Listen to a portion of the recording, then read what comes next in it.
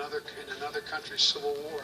President Joe Biden is defending his decision to withdraw U.S. troops from Afghanistan as the Taliban takeover incites fear and spawns chaos in that country. Good evening, everyone. I'm Bob Evans. Thanks for joining us. I'm Amy Ney, in for Kelly Chapman tonight. The president placing blame on the Taliban's rise in Afghanistan on Afghan military leaders. The president addressed the world today, saying the way to improve relationships with other countries is through diplomacy. The president and other top U.S. officials have been stunned by the pace of the Taliban's swift rise to power. The truth is, this did unfold more quickly than we had anticipated. Military officials are now focusing on getting thousands of U.S. citizens and Afghan allies out of the country. U.S. military flights to Kabul started back up tonight after being suspended for several hours because of safety risks.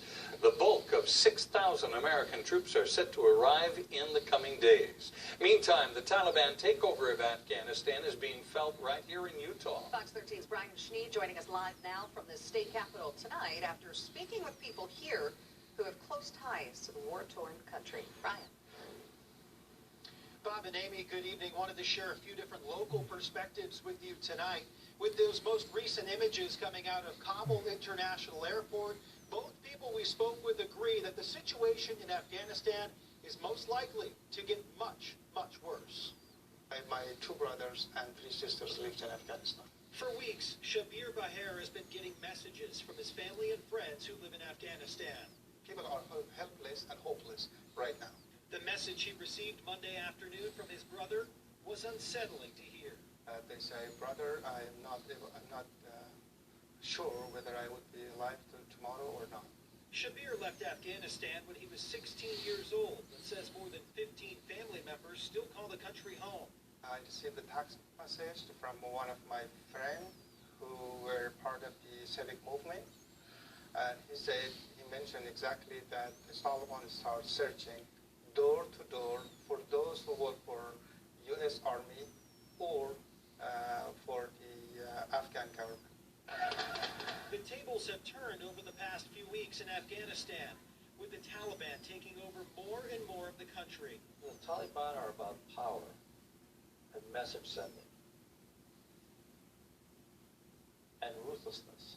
Joining us virtually from Jerusalem on Monday, Professor Amos Giora has been studying extremism, national security, and religion for years, specifically in the Middle East.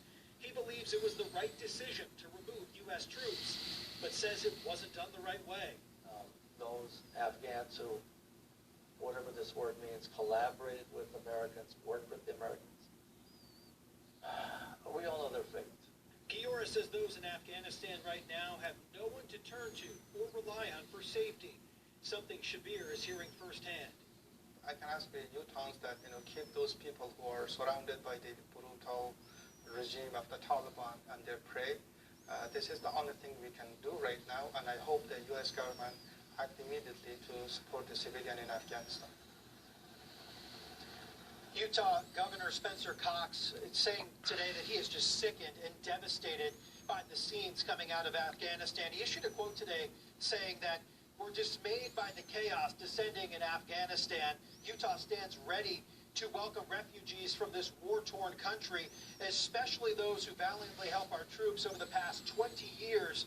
We must stand by America's allies. Either way, people in Afghanistan are simply just stuck right now. Simply, especially Shabir's family, who thinks that there's a good chance that they might not live another day. Live in Salt Lake City tonight, Brian Schnee, Fox 13 News, Utah.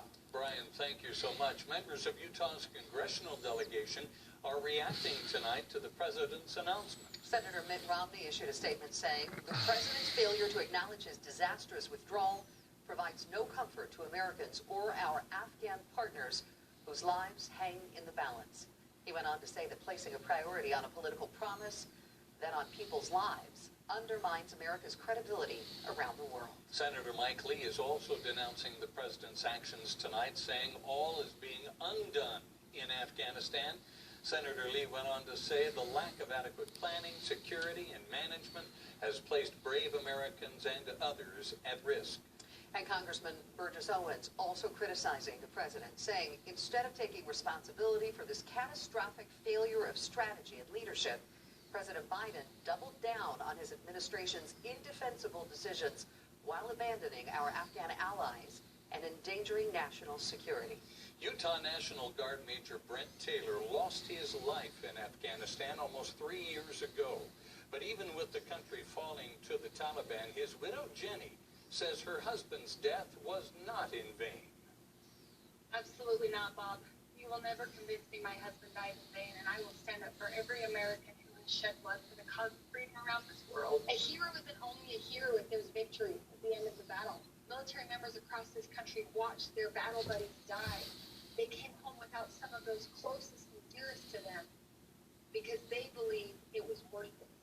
Mrs. Taylor says we as Americans need to remember the cause of freedom has always cost lives, and we must have that same dedication to bringing peace, justice, liberty, and freedom to the rest of the world